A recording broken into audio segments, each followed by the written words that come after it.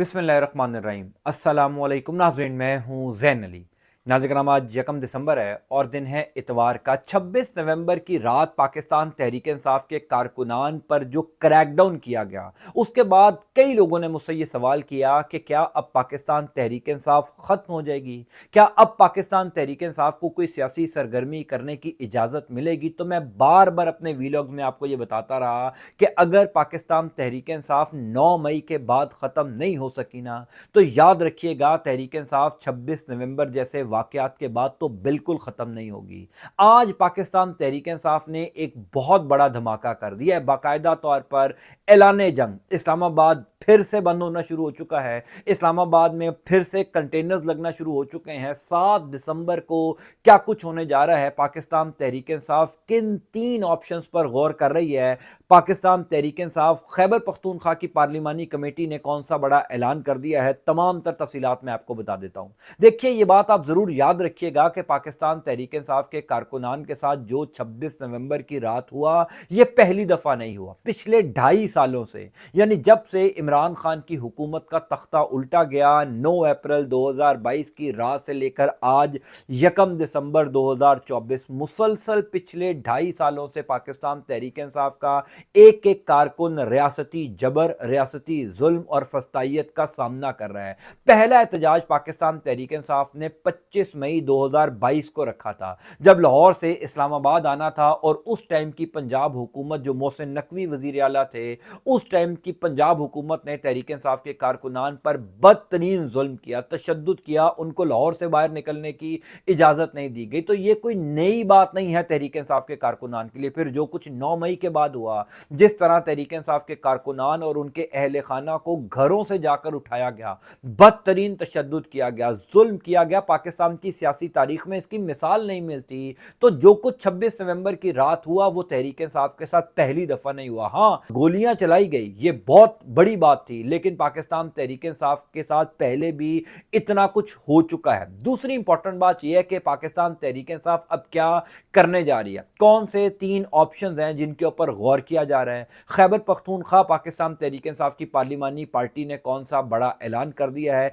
इन तमाम तर खबरों की तफसील आपको बता देता हूं। मोहम्मद हनीफ साहब हैं बीबीसी पंजाबी के वीलॉगर, बड़े जबरदस्त वीलॉग करते हैं। उन्होंने कल अपने वीलॉग के अंदर एक जुमला बोला था कि जिस बंदूक से पिछले 77 सालों से पाकिस्तानी कौम को डराया जा रहा था, बिल आखिर वो बंदूक पाकिस्तानी कौम पर तान ली गई। अब वो बंदूक का डर भी खत्म हो गया। यानी बीबीसी के वीलॉगर मोहम्मद हनीफ साहब ने वो जुमला कह दिया जो पाकिस्तान तहरीक इंसाफ का हर कारकुन इस टाइम सोच रहा है। इसी वजह से मैं कह रहा हूं कि पिछले चंद घंटों के अंदर जो डेवलपमेंट्स हुई है वो मैं आपको बता देता हूं। पहली बात तो यह है कि अली अमीन गंडापुर साहब कल लेडी रीडिंग अस्पताल पेशावर पहुंचे, जहां पर तहरीक इंसाफ के जख्मी कारकुनान मौजूद हैं। हर एक कारकुन से अली अमीन गंडापुर ने मुलाकात की और हर एक कारकुन की जानिब से अली अमीन गंडापुर को यह पैगाम दिया गया कि आप अगली तारीख का ऐलान करें। यानी कोई एक कारकुन ऐसा नहीं है तहरीक इंसाफ का इस वक्त लेडी रीडिंग अस्पताल पेशावर में जो ये कह रहा हो कि हम अब एहतजाज नहीं करेंगे, हम दोबारा इस्लामाबाद पर चढ़ाई नहीं करेंगे, हम इमरान खान की रिहाई नहीं चाहते। वो ये बार बार कह रहे हैं कि हम इमरान खान को रिहा करवा कर ही इस्लामाबाद से वापस आएंगे, आप सिर्फ अगली तारीख का ऐलान करें। अब पाकिस्तान तहरीक इंसाफ क्या सोच रही है, सिनेरियो आप समझ लीजिए। इस टाइम क्योंकि तहरीक इंसाफ के रहनुमाओं की इमरान खान से मुलाकात नहीं हो रही, इमरान खान से अगला लाएमल नहीं लिया जा रहा, इमरान खान से अगली हदायत नहीं ली जा रही, अलबत्ता पाकिस्तान तहरीक इंसाफ ने 3 ऑप्शंस पर गौर शुरू कर दिया। ये बात तो पिछले चंद घंटों के अंदर अब कंफर्म हो गई है कि पाकिस्तान तहरीक इंसाफ दोबारा इस्लामाबाद आ रही है। 7 दिसंबर की तारीख दी जा रही है। 7 दिसंबर को पाकिस्तान तहरीक इंसाफ दोबारा इस्लामाबाद एहतजाज के लिए आ रही है। यानी वो तमाम तर खबरें जो ये फैलाई जा रही थी कि पाकिस्तान तहरीक इंसाफ के ऊपर तो वफाकी काबीना पाबंदी लगाने जा रही है, पाकिस्तान तहरीक इंसाफ को अब कोई सियासी सरगर्मी करने की इजाजत नहीं दी जाएगी, जो रियासत ने तहरीक इंसाफ के साथ कर दिया है, तहरीक इंसाफ अब कारकुनान इकट्ठा नहीं कर सकेगी। तो वो तमाम तर खबरें पिछले चंद घंटों के अंदर दम तोड़ गई हैं, क्योंकि तहरीक इंसाफ पहले से ज्यादा मजबूत होकर, पहले से ज्यादा भरपूर तैयारी करके 8 दिसंबर को इस्लामाबाद आने का प्लान कर रही है। जिन 3 ऑप्शंस के ऊपर गौर किया जा रहा है उनकी तफसीलात मैं आपको बता देता हूँ। पाकिस्तान तहरीक-ए-इंसाफ जो खैबर पख्तूनख्वा की पार्लिमानी पार्टी है, वो पहले तो मरकज़ी क़यादत से बहुत ज़्यादा नाराज़ है। कल कई टीवी चैनल्स ने इसके हवाले से खबर भी शाया की कि पार्लिमानी पार्टी मरकज़ी क़यादत से नाराज़ है कि क्यों तहरीक-ए-इंसाफ के कारकुनान ज़ख्मी हुए, क्यों तहरीक-ए-इंसाफ के कारकुनान को शहीद करवाया गया। इस दफ़ा भरपूर तैयारी के साथ इस्लामाबाद जाया जाए। वो जो 3 ऑप्शन हैं, उन ऑप्शन में से पहला ऑप्शन तो यह है कि तहरीक इंसाफ 8 दिसंबर को दोबारा इस्लामाबाद आए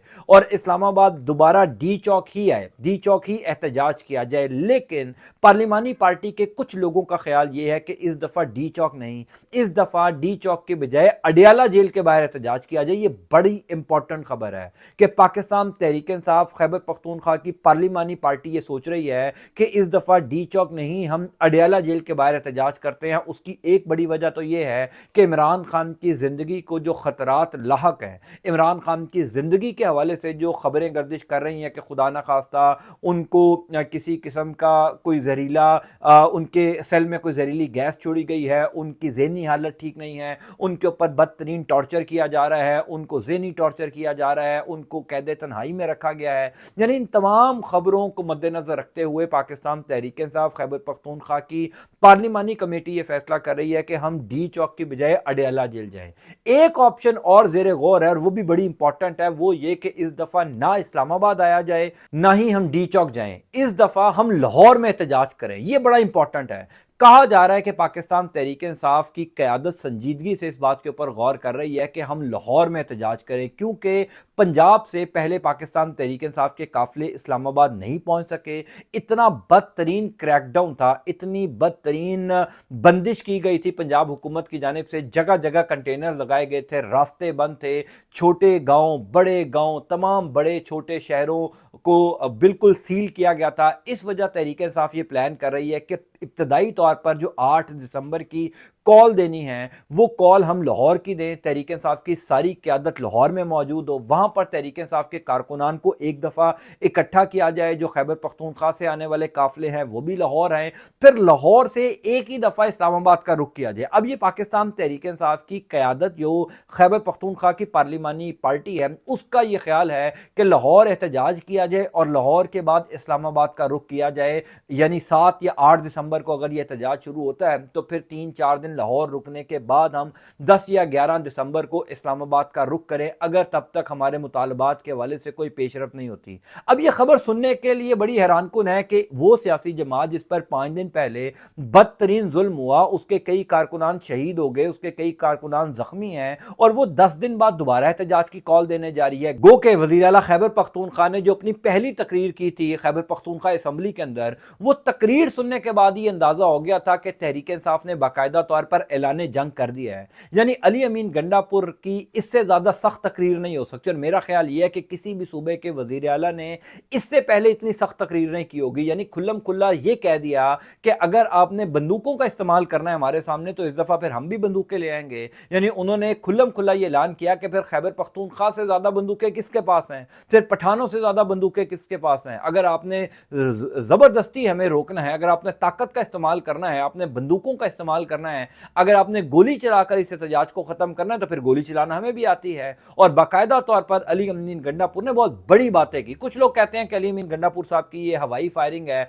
अलबत्ता अगर हवाई फायरिंग भी है तो अली अमीन गंडापुर साहब का बयान बहैसियत चीफ मिनिस्टर केपी के बड़ा इंपॉर्टेंट है, बड़ी अहमियत का हामिल है कि इस अहम मौके के ऊपर वो ये कह रहे हैं कि हम भरपूर तैयारी के साथ आएंगे और इस दफा हम अपने साथ बंदूकें लेकर आएंगे, हमें आप रोक कर दिखाइएगा। अगर इस दफा पाकिस्तान तहरीक इंसाफ वाकई काफिले लेकर आती है और भरपूर तैयारी के साथ आती है तो इस दफा रियासत तहरीक इंसाफ को रोक नहीं सकेगी। यानी वो जो एक डर था ना रियासत का, या यूं कह लीजिए कि खुशगुमानी थी, मान था कि जो कुछ मर्जी हो जाए रियासत अपने लोगों पर गोली नहीं चलाएगी, यही थी ना खुशगुमानी, यही मान था ना, वरना तो रियासत ने पिछले 2.5 सालों में इन कारकुनान के साथ सब कुछ कर दिया। यानी 9 मई के बाद एक मान था कि यार जो कुछ हो जाए ये तहरीक इंसाफ के कारकुनान को पकड़ेंगे, उनके अहले خانہ کو کچھ نہیں کہیں گے, ان کی ماؤں بہنوں کو کچھ نہیں کہیں گے, ان کے والدین ان کے بھائیوں کو کچھ نہیں کہیں گے, ان کے بچوں کو کچھ نہیں کہیں گے. لیکن ریاست نے 9 مئی کے بعد نہ صرف تحریک انصاف کے کارکن کو پکڑا بلکہ ان کے اہل خانہ کو, ماؤں بہنوں بیٹیوں بچوں بزرگ والدین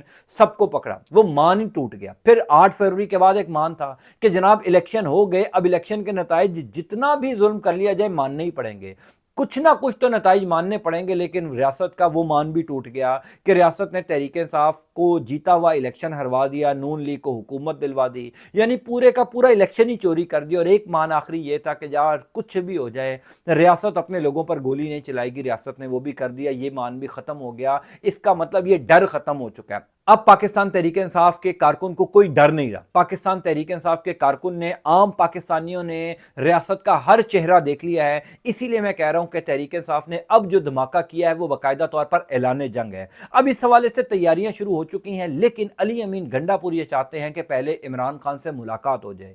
عمران خان سے ملاقات کے لیے کوشش کی جا رہی ہے. اب ایک اس میں ٹیکنیکل پوائنٹ یہ ہے کہ عمران خان کیونکہ اس ٹائم صرف 9 مئی کے ایک مقدمے میں گرفتار ہے جو وہ اڈیالہ جیل میں ہے, اگر وہ اڈیالہ جیل میں ہے, کیونکہ کچھ لوگ تو کہتے ہیں کہ وہ اڈیالہ جیل سے کہیں اور منتقل ہو چکے ہیں. میں نے بھی اب سے کچھ دیر پہلے ایک ویلاگ میں آپ کو بتایا تھا کہ خبریں شہر اقتدار میں یہی ہیں کہ وہ اڈیالہ جیل کے اندر موجود نہیں ہے, کیونکہ اڈیالہ جیل انتظامیہ بھی کہہ رہی ہے کہ وہ ہمارے پاس نہیں ہے. اس کی بنیادی وجہ یہ ہے کہ عمران خان جس آخری کیس میں اس ٹائم گرفتار ہیں وہ تھانہ نیو ٹاؤن کا مقدمہ ہے 9 مئی کا. اب وہ جو مقدمہ ہے اس میں عمران خان کو جوڈیشل کیا گیا ہے.